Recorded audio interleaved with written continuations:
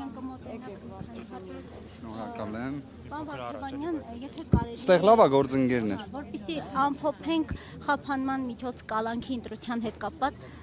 դատարանների ինչ որոշումներ ունենք եւ դրանք ինչ հետևանքներ պիտի առաջացնեն։ Եթե դժվար չի Շատ լավ։ Գործընկերներ, տեսեք, 2025 թվականի հունիսի 18-ին ես նաև դատավորներին անվանական կնշեմ, որ բոլոր դեպքերում ավելի հստակ արձանագրվի։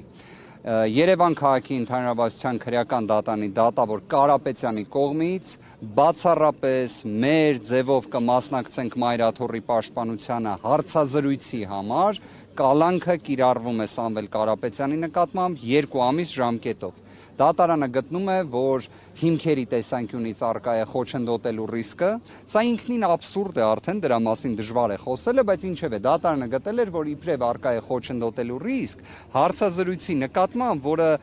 զննվել էր, գտնվում էր քննիչի չհրկիզվող պահարանում, մինչ օրս էլ ընդեղ է։ Այնուհետև գտել էր, որ իբրև կա թաքնվելու ռիսկ, այն պարագայում, որ Սամվել Կարապետյանը հենց ինքն էր ինքնակամ ներկայացել։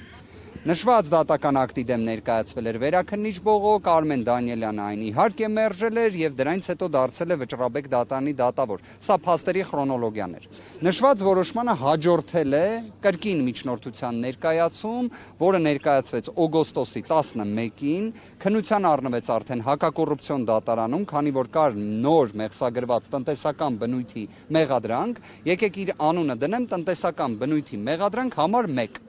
Իրականում ուրիշ կերպ դնելն էլ ավելի անիմաստ, իհարկե սա էլ տենց մի մեծ բովանդակություն չունի իր մեջ, պարզապես ինչի եմ այդպես անվանում, քանի որ ունենք 0 առնչություն դրա հետ, թե մեղադրանքի, թե տվյալների տեսանկյունից։ Դատավոր Դավթյան Տիգրանը քննության առնելով նշված միջնորդությունը բավարարեց այն, 2 ամսով երկարաձգեց կալանքը, կրկին գտավ, որ առկա է իբրև խոչընդոտելու ռիսկ էլի չհրկիզվող պահարանում գտնվող տեսանյութի վերաբերյալ, գտավ, որ առկա է թաքնվելու ռիսկ, բայց միաժամանակ արձանագրեց, որ տնտեսական բնույթի մեղադրանք համար 1-ի տեսանկյունից չկա հիմնավոր կասկած։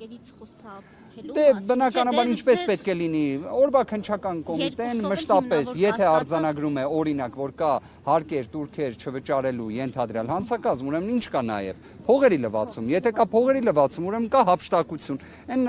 հայտնի անեկդոտի պես, եթե քառակուսի է, մեջը կլոր է, եթե կլոր է նարնջագույն է։ Իդեպ շատ էֆեկտիվ աշխատում է։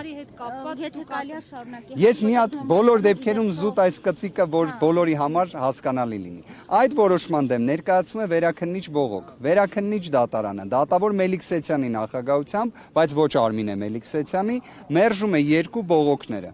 Այսինքն տնտեսական բնույթի մեղադրանք համար 1-ի վերաբերյալ լինում է 2 դատական ակտ, որ հիմնավոր կասկած չկա։ Դրա դեմ ներկայացվում է Վճռաբեկ բողոք։ Վճռաբեկ բողոքից մինչև որևէ նորություն լինի, նորից ներկայացվում է միջնորդություն կալանքը երկարաձգելու վերաբերյալ։ Արդեն հոկտեմբերի 11-ին։ Հոկտեմբերի 11-ին դատավոր Դոլմազյանը որոշումը հրապարակվում է հոկտեմբերի 16-ին, քննության առնելով նշված միջնորդությունը, կրկին արձանագրում է տնտեսական բնույթի մեղադրանք համար 1, համար 2-ով հիմնավոր կասկածների բացակայությունը, այնուհետև արձանագրում է, որ խոչընդոտելու ռիսկը որպես այդպիսին առկա չէ։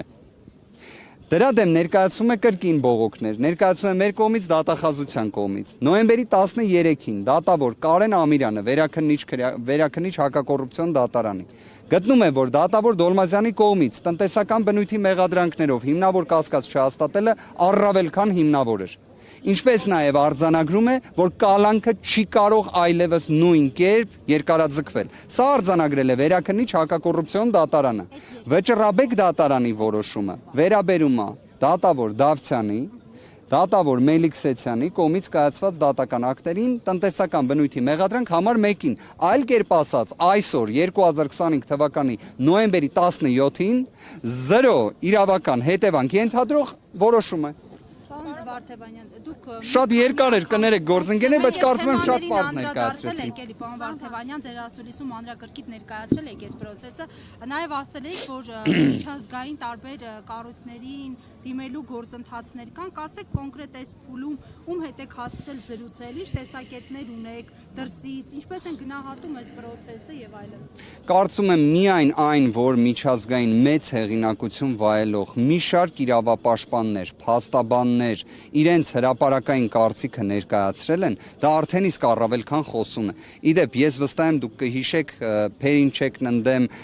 Շվեյցարիայի գործը Մարդու իրավունքների եվրոպական դատարանում, որի շրջանակներում Հայաստանի Հանրապետության շահերը ներկայացնելու գործին ներգրավվել էր մեծագույն համբավ ունեցող փաստաբան Անգլիայից, Մեծ Բրիտանիայից Ջեֆրի Ռոբերտսոնը եւ Ամալ Քլունին։ Ջեֆրի Ռոբերտսոնը հրապարակավ իր դիրքորոշումը Սամվել Կարապետյանի մեղադրանքի վերաբերյալ, քանիցս ներկայացրել է։ Ես ինքս պատիվ եմ ունեցել իր հետ մանրամասն խոսելու նշված գործի հանգամանքների վերաբերյալ, մի տևական ժամանակ պահանջվեց, որ ինքը ի վերջո պատկերացնի, որ իսկապես նման քրեական հետապնդում կա, որ իսկապես Հայաստանում խոսքի ազատության պայմաններում կարող է լինել նման քրեական հետապնդում, որ իսկապես Հայաստանում մեր ձևով կմասնակցենք Մայր Աթոռի պաշտպանությանը հայտարարության համար, մարդը 5 ամիս կալանավորված է։ Սա է այն իրականությունը եւ վստահ եղեք միջազգային բոլոր կառույցների համար էլ առավել քան ընկալելի է։ Ինձ առաջնային հարցերից մեկը դեռ սկզբնական փուլում որ տալիս էին, ասում էին լավ, կարծես Հայաստանի Հանրապետությունը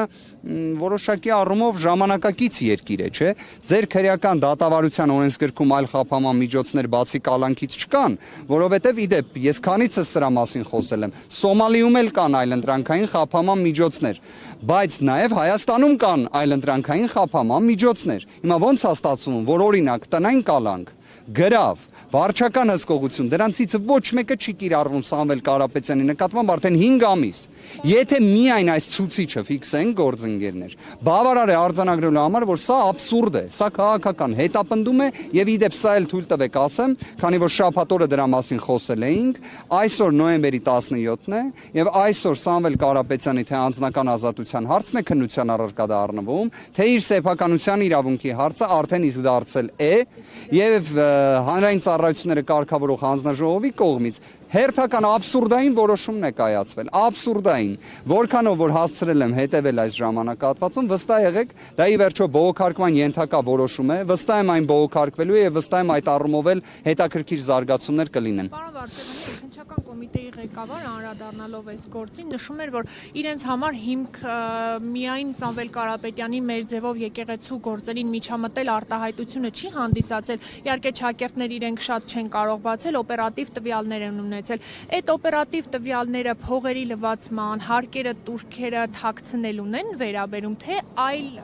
բաներ էլ, այլ օպերատիվ տվյալներ էլ կան, որոնք չեն հրապարակվում։ Գիտեք ոնց հաշվի առնելով, որ իրապես այնպես է ստացվել, որ նախկինում իր անվանումը կոչվում էր Պեկի քննչական վարչություն։ Հիմա այս գործը քննում է Պեկի քննչական վարչությունը։ Դուք պատկերացնում եք օրինակ փողերի լվացման ենթադրյալ դեպք, որը զուգորդվում է իշխանությունը բռնությամբ զավթելու կոչով։ Հա, օրինակ, չգիտեմ, եկամտահարկի հաշվետվությունը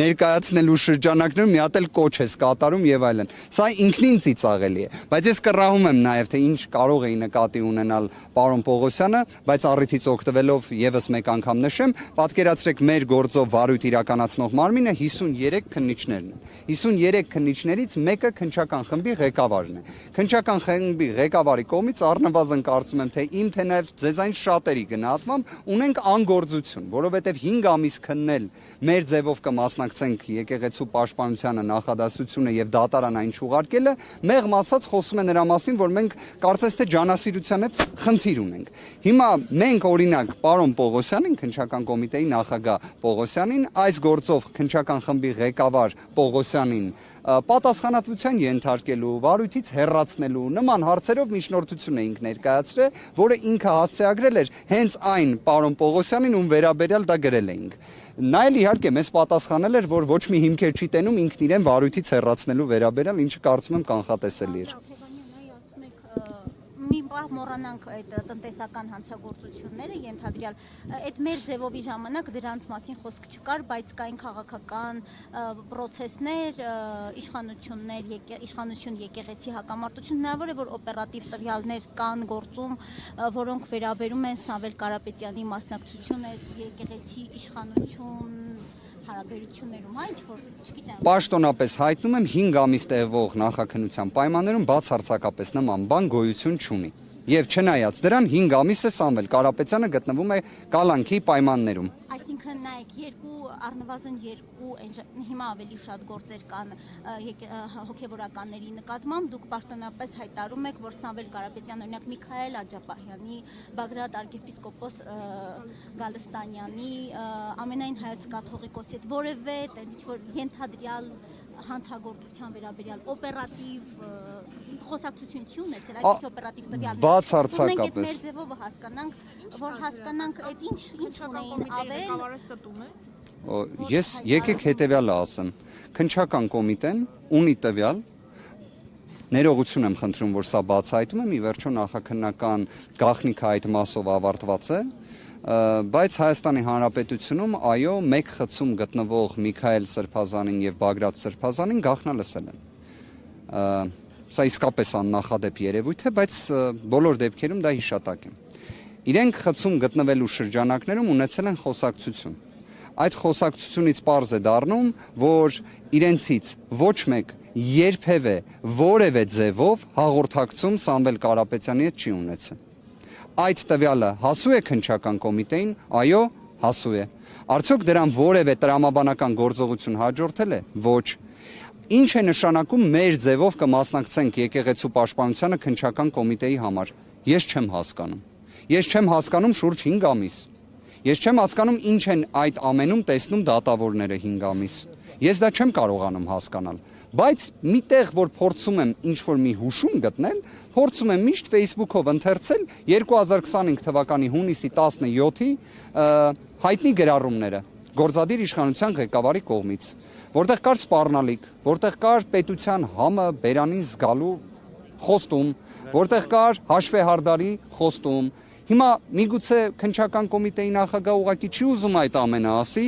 դրա համար այլ հանգամանքներ է հիշատակում։ Ուղղակի այդ օպերատիվ տվյալներին, որոնք իրենք տիրապետում են,